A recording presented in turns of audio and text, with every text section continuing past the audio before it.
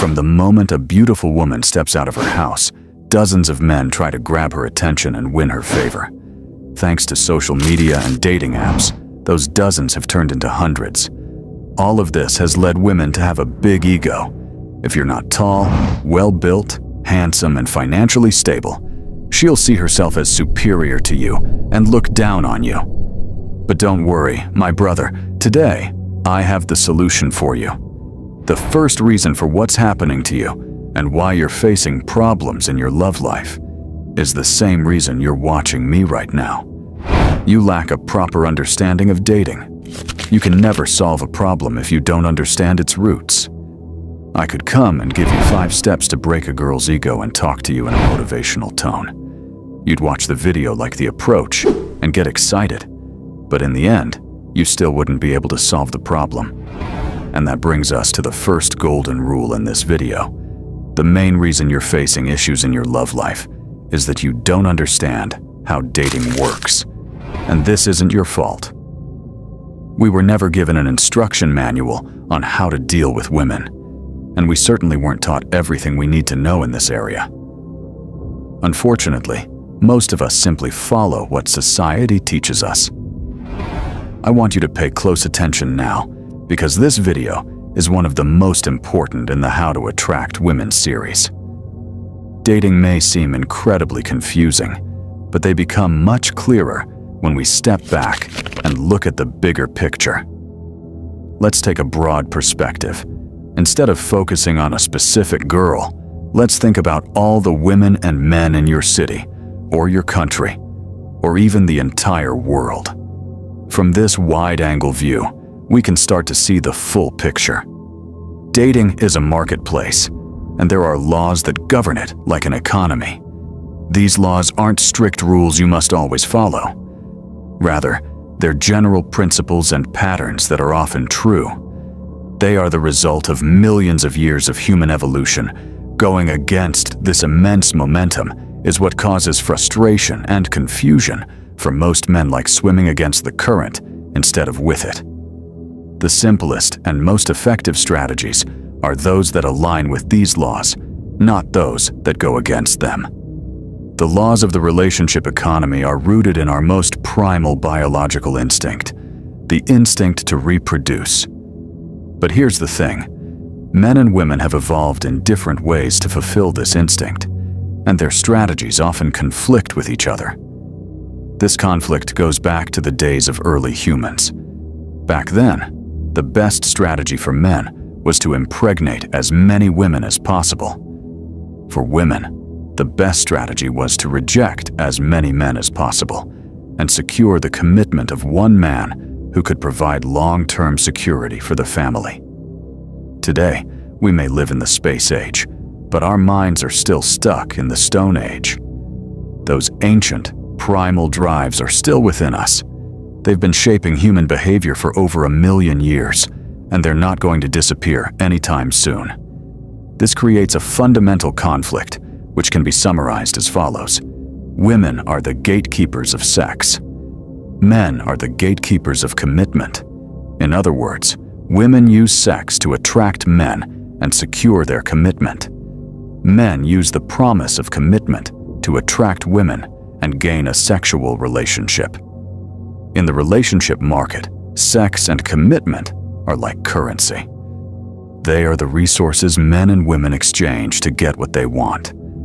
This is why many married men face the issue of their wives no longer desiring intimacy as they once did.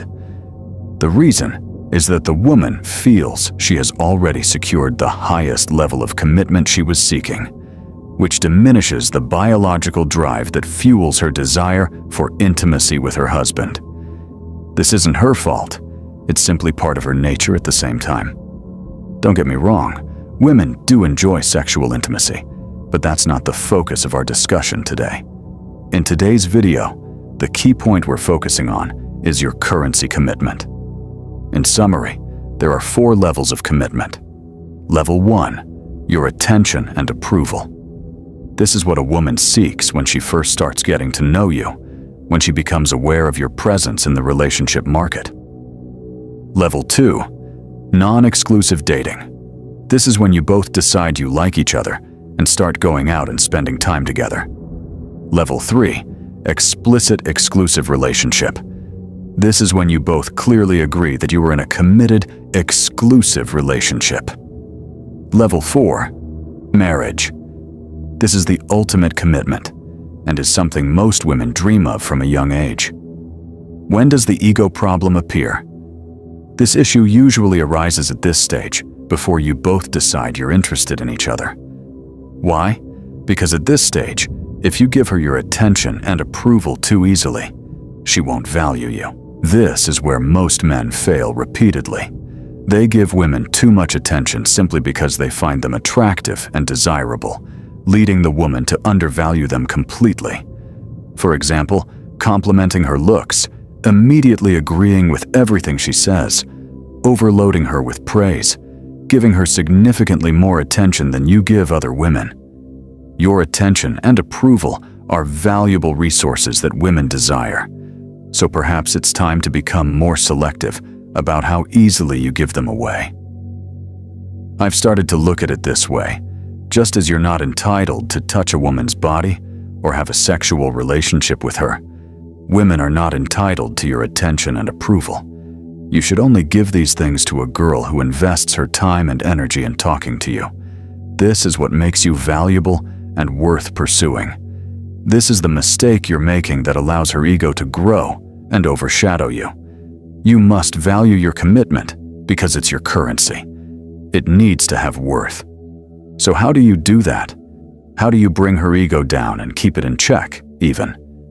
After getting past the first stage, her ego must stay low, and you must always remain on top. Here's the thing. When you and this girl are talking, her ego makes her see herself as above you. Most men either give in and show her she's better than them, or try to bring her down. Both of these approaches are wrong when dealing with a woman's ego. What you should do is elevate yourself above her. So how do you elevate yourself above her? By placing a high value on yourself. If you've been following me for a while, you've probably heard me say this many times. Success with women is nothing more than a state of mind. She feels what you feel. You can achieve this with 2 very simple steps. Step 1, winning the game of chicken. Do you know what the game of chicken is? It's a challenge where 2 people head toward each other to see who will back down first. Nice guys are always the ones who back down. In every conversation, in every relationship, there's always someone who surrenders first. And in that exact moment, you hand over your power to the other person. You do it to be liked, to gain approval, to ease tension, or to avoid conflict. When you place a higher value on the other person than on yourself, you always back down first. You always blink first. Always give up your position and always hand over your power. What does blinking or surrendering mean? It's that moment when you notice from her tone of voice that you've said something wrong, and you panic and backpedal. You've surrendered, and she notices it. It's when you go on a date thinking, I'll flirt with her, I'll seduce her, I'll be attractive and charming. Then she says something like, I'm so over players. Suddenly you morph into the nice guy trying to prove you're not one of those guys she dislikes. Ironically, the very ones who often end up in her bed. It's when you confidently approach a girl, but notice her yawning, frowning, or doing something similar. Suddenly your mind goes blank because you're thinking, maybe I annoyed her. It's when you hesitate before kissing a girl because you don't want to be wrong. You've surrendered. You wanted to kiss her, but weren't 100% sure she wanted to be kissed, so you placed greater value on what she wanted. You've surrendered. You gave her the power in that moment. And this is the second golden rule in this video.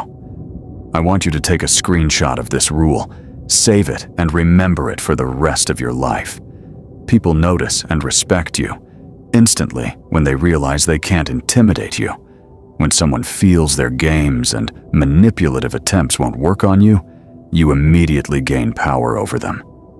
When a beautiful woman senses that you're not intimidated by her, she assumes you're better than her.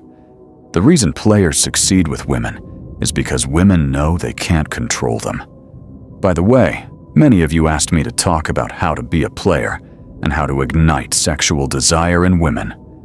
I'm sorry, but I can't discuss these topics because they are prohibited on YouTube and could jeopardize the channel. If you'd like to dive deeper into this subject, you can check out my online course. This is not a manipulation to sell the course, but I genuinely can't talk about it here. Anyway, let's continue the video. Remember what I said earlier. Success with women is nothing more than a state of mind. Your status is defined by your attitude toward yourself, toward women, and by your confidence and courage. You must be willing to play the game of chicken and never back down. First, she doesn't know your true status or how attractive you are. She looks at your attitude and behavior for clues. Here's another example to clarify this idea further. Imagine you're talking to a girl and you say that QuoteTube is my favorite YouTuber. She responds, "No, that guy just rambles and doesn't know what he's talking about." You don't back down.